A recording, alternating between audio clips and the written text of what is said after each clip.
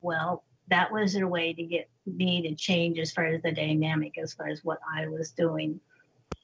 I've had others that, like you had mentioned, the ones that if they're very anxious, and it's nice because the pet parents are concerned about their animals and want to know, what can I do because this seems to be going on. Well, the animals are very appreciative that their human wants to communicate, and then they can now share that it's not as far as the animal themselves. It's what they want their human to know is that you need to either slow down, you need to not be so stressed, you need to, if you're starting to get stressed and I start doing X, Y, and Z, whether it be a dog or cat, that means that you switch your attention. So you break that cycle of what you're thinking, and then the energy shifts.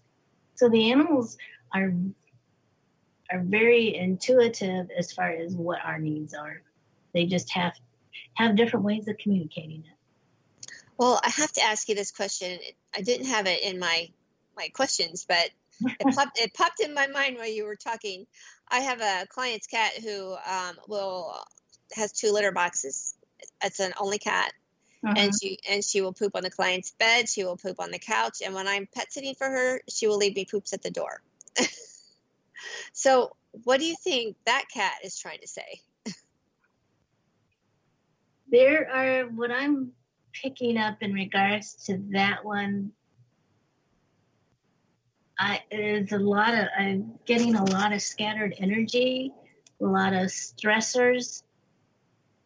And what I'm picking up is also, as far as the human, the energy in the household that dynamic needs to switch up.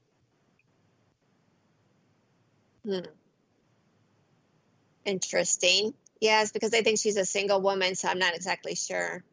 I do think she had a boyfriend, so maybe the cat didn't like the boyfriend. I don't know.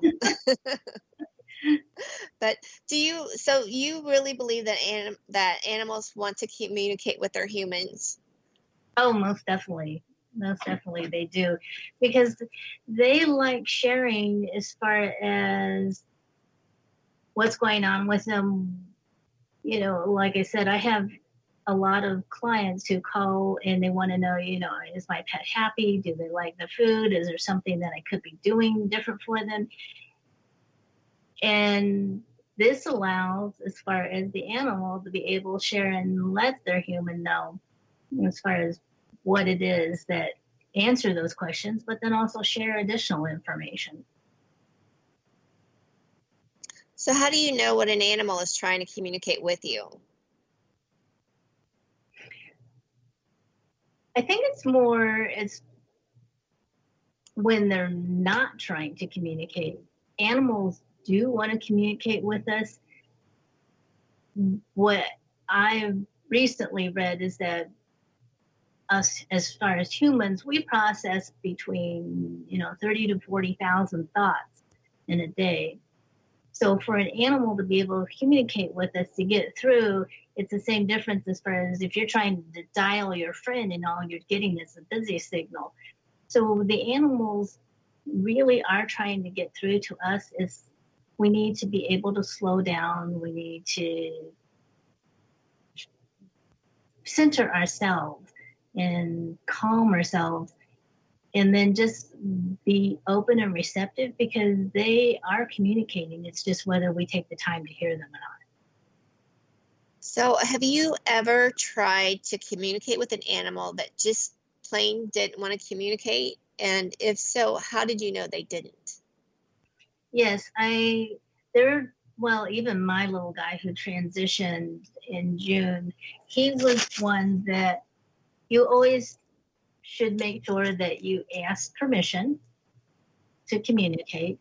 And there are times when I did one workshop and we were, sharing pictures of each other's animals, and we were all trying to communicate. And he felt bombarded by all these other people who were trying to tap into him and wanting information. And he got to the point where it was, okay, I answered he was very short, sweet, and to the point. Answered his questions, you know, as best he could, and it was like, I am done. And that was it. He stopped communicating. I have run into one that it took me 3 days to be able to communicate with their animal. And I kept in contact with the client to let them know. I said, you know, your animal is extremely shy, not this overly trusting, needed to gain trust. And I said, but it is happening. And they just said, that's exactly the personality of the animal. So the ones that are just shut down and they don't want to communicate, you have to be, it's just like people. You have to respect there are days that we want to be left alone. You probably get a lot of cats that are like that, I'm guessing. It's interesting. I've had a few cats, but they have been more. I had one that just started as soon as I got there. It was just boom, right out of the gate, starting to communicate. So I think because cats do have, as far as that, or come across that demeanor that, you know, well, I'll see if I want to communicate with you, or even, you know, give you attention. But they really do. This must really come in handy with your pet sitting jobs. It does, in the respect that if I have a pet that I can sense but you know, as far as pet sitters, you also are aware of, you pick up the body language from the animal that you're with. And if they want to be left alone, you have to respect it. Or if they're a little bit unsure, or, you know, if they're overly anxious, those types of things. To me, I guess I just look at it as far as it's second nature. You just pick it up. But I realize that some people say they don't notice those things.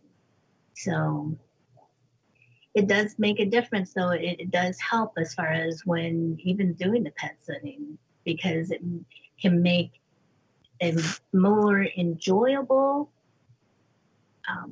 as far as pet sit for both the animal and for yourself. Well, we are down to our last 4 minutes, unfortunately.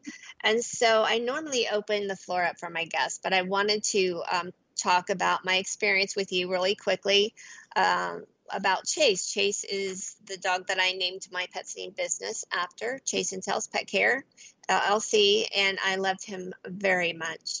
And you were able to communicate with him. He flowed some things to you, such as things that he loved doing with me, which were walks and chewing on bones. I didn't chew on the bones, but he chewed on the bones.